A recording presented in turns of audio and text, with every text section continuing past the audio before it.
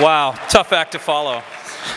All right, so those of you who can't tell from my boyish good looks, I actually am middle-aged. I'm somewhere between a boomer and Gen X, where I fall on the scale, and I really want to spend a little bit of time enlightening you guys and maybe changing your perspective a little bit about us middle-agers and the role that we play within tech, particularly the geeks. Particularly stereotypes like this, and I was going to say something different about it, but I really want to sum this guy up as the guy that Anna Sawyer will not make out with.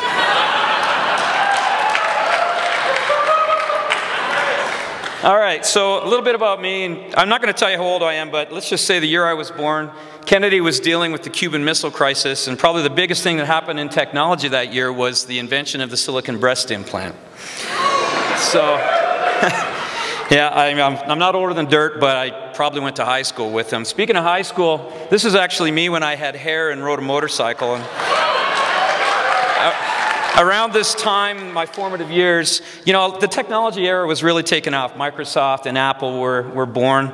By the time I got to college, though, some of that stuff really hadn't rubbed off on the curriculum. We're still programming on punch cards. If you think 140 characters in Twitter is small, try writing an RPG program on 80-character punch cards. It ain't easy, trust me. It was 10 years after I got out of college that Tim Berners-Lee actually invented the World Wide Web, and that NCSA invented Mosaic, and that whole Netscape thing took off, and the whole dot-com bubble kind of took off. And, you know, had a lot of catching up to do. So what's happened in that time, and what's happened over the last 100 years, is we're getting older, you know. We can live longer. Our average age is actually picked up by half a year every year right now. So chances of us living a ripe old age are great, and chances are we want to have a fruitful middle age in the middle of that. So a lot of studying has been done around what that's going to mean and what the effect is on our brain as we age.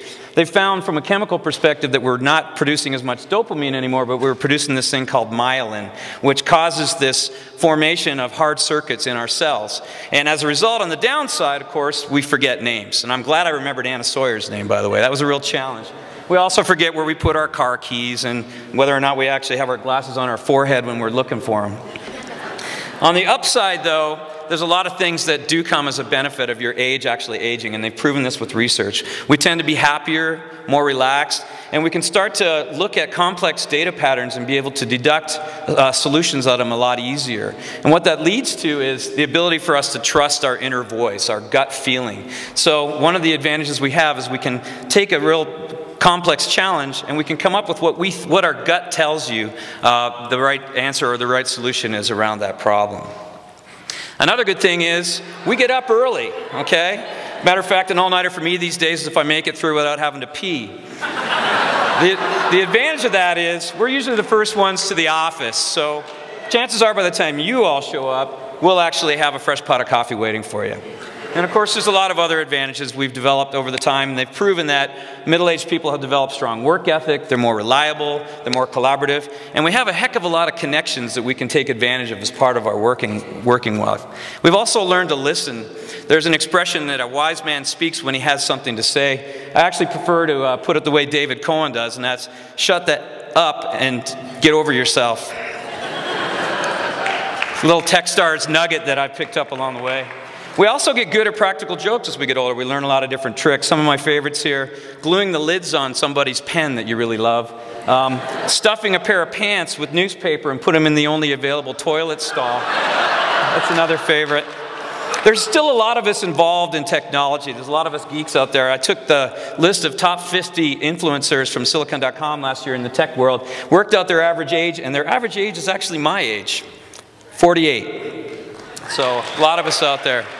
A lot of us still really enjoy the startup world, as evidenced with being involved in Techstar. I mean, we bring experience to it. We bring a lot of connections, as I said. But the real thing I think that the startups want out of involving somebody like us is that real hard commodity to get in a startup, and that's money.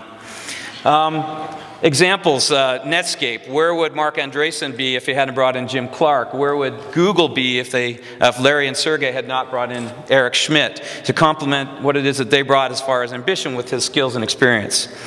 So to really wrap things up here, I want you guys to think of us a little bit differently. We've evolved and our brains work a little bit differently in our middle age. We don't necessarily have an expiry date, as a lot of you probably perceive us. What I want you to do when you see somebody or you're interacting with somebody in the tech world, a geek who maybe has a little bit of gray in their beard or not a lot of hair on top, take your perspective and kind of turn it upside down and realize that inside each of us is, somebody with a lot of energy and probably a lot to be able to contribute to the tech world that we live in. Thanks.